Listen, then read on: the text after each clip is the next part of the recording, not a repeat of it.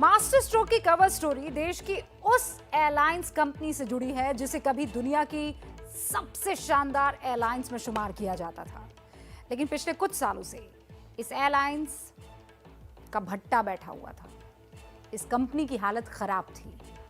Air India, जिसमें सफर करना कभी शान की बात होती थी, वो एयर इंडिया कर्ज में ऐसा डूबा कि उसकी साख खत्म हो गई। पिछले कई साल से सरकार इस कोशिश में थी कि एयर इंडिया को प्राइवेट हाथों में दे दिया जाए, लेकिन कोशिश में कामयाबी नहीं मिल पा रही थी। आज आखिरकार टाटा ग्रुप ने इसे खरीद लिया।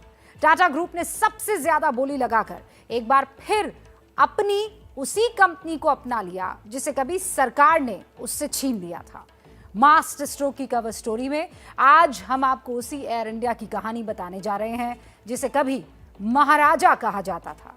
ये महाराजा आज एक बार फिर टाटा ग्रुप के हो गए हैं, लेकिन ऐसा होने में 68 साल लग गए।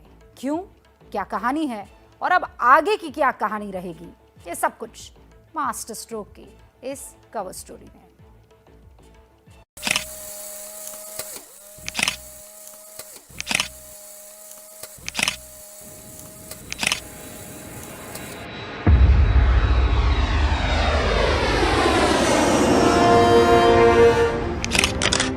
तीन प्रधानमंत्री, 10 नागरिक उड्डयन मंत्री और 21 साल का इंतजार। एयर इंडिया को बेचने का फैसला सबसे पहले साल 2000 में किया गया था।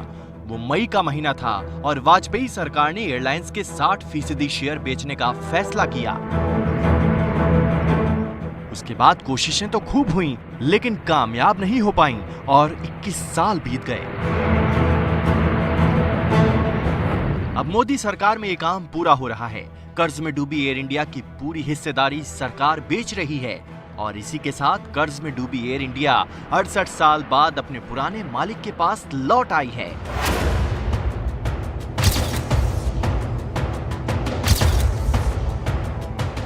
टाटा सन्स ने एयर इंडिया के लिए सबसे ज्यादा 18,000 करोड़ रुपए की बोली लगाकर उसे एक बार फिर अपना बना लिया। टाटा सन्स के जो एसपीवी है, टेलिस प्राइवेट लिमिटेड, उसने ये बिड जीती है।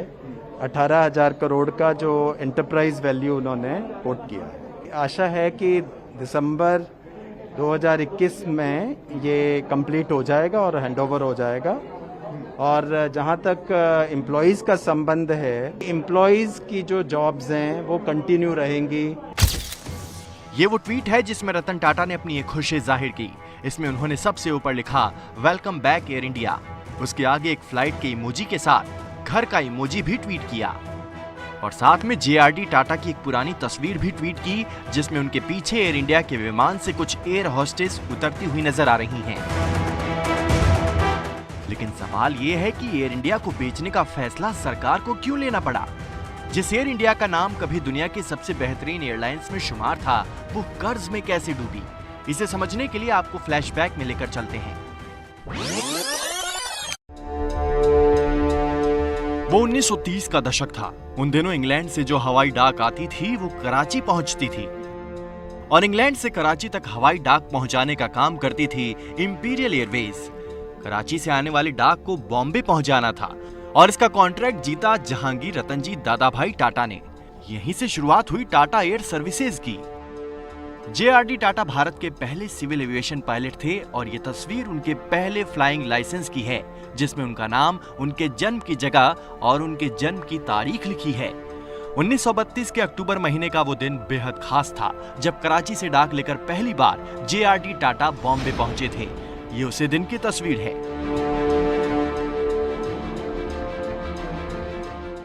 कराची से बॉम्बे जाने वाली ये फ्लाइट भारत के एविएशन हिस्ट्री की पहली फ्लाइट थी जिसे उड़ाने वाले खुद जेआरडी टाटा थे। पहले तो इस विमान में डाक का सामान ले जाया गया और फिर पैसेंजर विमान की शुरुआत हो गई। साल 1938 में इसका नाम बदलकर टाटा एयरलाइंस कर दिया गया। अब तक टाटा की जिस एयरलाइंस कंपनी का ऑपरेशन देश के भीतर हो रहा था, उसने 1938 में ही पहली बार देश की सरहदों के बाहर उड़ान भरी। ये फ्लाइट थी भारत से श्रीलंका की। 1946 में टाटा एयरलाइंस का नाम बदलकर एयर इंडिया कर दिया गया। 1953 में सरकार ने एयरलाइंस का राष्ट्रीयकरण किया और एयर इंडिया का मालिकाना हक सरकार के पास आ गया।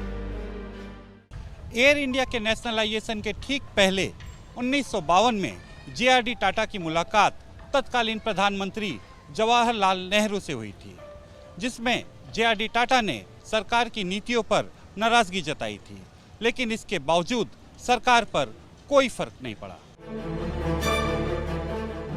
JRD टाटा मानते थे कि विमान सेवा कंपनियों का राष्ट्रीयकरण एक अच्छा फैसला नहीं था।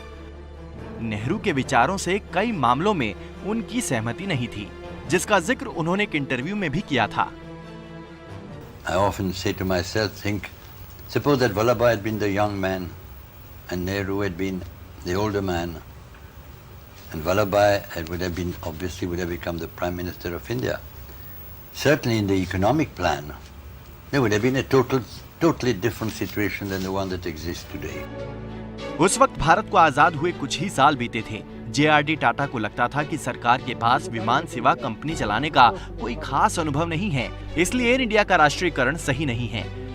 इससे न यात्रियों को अच्छी सुविधा मिलेगी, न ही कर्मचारियों को फायदा होगा, लेकिन तत्कालीन सरकार ने ये समझा नहीं। JRD टाटा की नाराजगी दूर करने के लिए नेहरू ने उन्हें एयर इंडिया और इंडियन एयरलाइंस का चेयरमैन बना दिया। कहते हैं कि JRD टाटा विमान से जुड़ी हर छोटी छोटी बातों का ख्याल रखते थे। एयर होस्टेस की साड़ी से लेकर उनके हेयर स्टाइल तक, और वाइन के ग्लास से लेकर टॉयलेट तक, हर छोटी बात पर उनकी नजर रहती थी। लेकिन 1978 में एयर इंडिया का एक विमान हादसे का शिकार हुआ, जिसमें सभी 213 यात्री मारे गए। इसके बाद सरकार ने JRD टाटा से चेयरमैन का पद छीन लिया। एयरलाइंस के कर्मचारी इससे बेहद निराश हुए, लेकिन जो कुछ जैसा था वैसा ही चलता रहा, बल्कि ये कहिए कि वक्त के साथ सब कुछ बिगड़ता चला गया। देखिए 90 के दशक में जब देश में आर्थिक उदारीकरण की शुरुआत हुई तो एयरलाइंस के बिजनेस में निजी कंपनियां कूद गई। कई प्राइवेट एयरलाइंसेस कंपनियां बनाकर मार्केट में आई, यात्रियों को अच्छी सुविधाएं दी गई, और इसी के साथ एयर इंडिया का ग्राफ फिर तेजी से नीचे गिरने लगा। अगले कुछ सालों तक एयर इंडिया कभी घाटे में रहा तो कभी थोड़ा मुनाफा भी हुआ, लेकिन 2007 में एयर इंडिया और इंडियन एयरलाइंस का मर्जर कर दिया गया। उसके बाद से एयर इंडिया डूबती चली गई।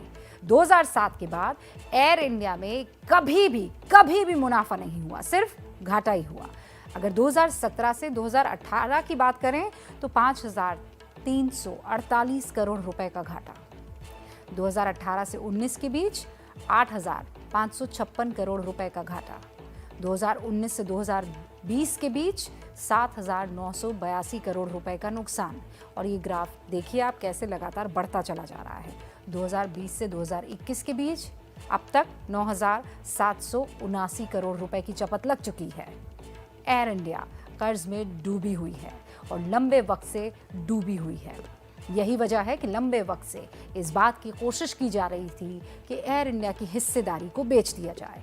इससे पहले 2018 में सरकार ने कंपनी में 76% हिस्सेदारी बेचने की कोशिश की थी, लेकिन ऐसा हो ना सका।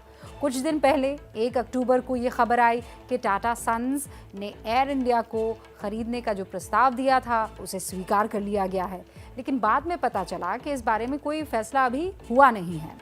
आज आखिरकार टाटा ग्रुप ने एयर इंडिया को एक बार फिर से हासिल कर लिया। आज क्या कुछ हुआ अब ये समझ लीजिए। अब टाटा ग्रुप के हाथ में एयर इंडिया और एयर इंडिया एक्सप्रेस की कमान आ जाएगी। एयर इंडिया और उसकी सहायक company air India express limited की 100% हिस्सेदारी टाटा सन्स को मिलेगी। एयर इंडिया और एयर इंडिया एक्सप्रेस के बेड़े में अब 146 विमान हैं, मतलब पहले से ही। इसमें से 82 विमानों का मालिकाना हक एयर इंडिया के पास है। एयर इंडिया की जो कुल संपत्ति है वो है 26,060 करोड़ रुपए। ये सब कुछ अब टाटा ग्रुप के पास आ जाएगा। सरकार को इस डील में 2,700 करोड़ रुपए का कैश भी मिलेगा। लेकिन सवाल ये है कि इन एयरलाइंस में काम करने वाले जो कर्मचारी हैं उनका क्या होगा, क्योंकि आंकड़े कहते हैं कि आज की तारीख में एयर इंडिया में 12,085 कर्मचारी है, जिसमें से 8,084 स्थायी कर्मचारी हैं और 4,001 कॉन्ट्रैक्ट पर हैं। इसके अलावा एयर इंडिया एक्सप्रेस, वहां पर 1,434 कर्मचारी मौजूद है। ये सभी कर्मचारी अब टाटा के हो जाएंगे। 1 साल तक इनकी छटनी नहीं हो सकती है। उसके बाद अगर इनकी छटनी करनी हुई तो इन्हें VRS देना होगा, यानी वॉलंटरी रिटायरमेंट स्कीम के जरिए इनको हटाया जाएगा। सरकार टाटा ग्रुप को एयरलाइंस की जिम्मेदारी 4 महीने के अंदर दे देगी। आज से 15 दिन बाद इस ट्रांसफर की जो प्रक्रिया है वो शुरू भी हो जाएगी। एयर इंडिया का विनिवेश अपने आप में वर्तमान सरकार और देश के प्रधानमंत्री का एक सबसे बड़ा निर्णय है। ये निर्णय एयर इंडिया के लिए नहीं है, ये निर्णय सरकार के लिए नहीं है, ये निर्णय देश के लोगों के लिए है, जिनको एक और प्रतिस्पर्धा युक्त एयरलाइन की सेवाएं मिलेंगी जो प्रोफेशनली मैनेज्ड होगा। क्योंकि भारत में ऐसी संभावना हो रही थी कि यदि एयर इंडिया को सरकार बंद कर देती तो भारत में एकाधिकार बन जाता और ये सामान्य नागरिकों के लिए खतरा था। जब मैं सिविल एविएशन मिनिस्टर था उस वक्त भी हमने कोशिश की थी, लेकिन उस वक्त टाटा ने अपने आप को बैक कर लिया था, वो तब इंटरेस्टेड नहीं हुए थे। अभी वो एक अच्छी एयरलाइन पहले से वो विस्तारा चला रहे हैं और एयर इंडिया के जो एम्प्लॉई हैं उनकी वो पूरी चिंता करेंगे। अब महाराजा सिर्फ नाम से नहीं, काम से भी दिखेगा, ऐसा हम उम्मीद करते हैं।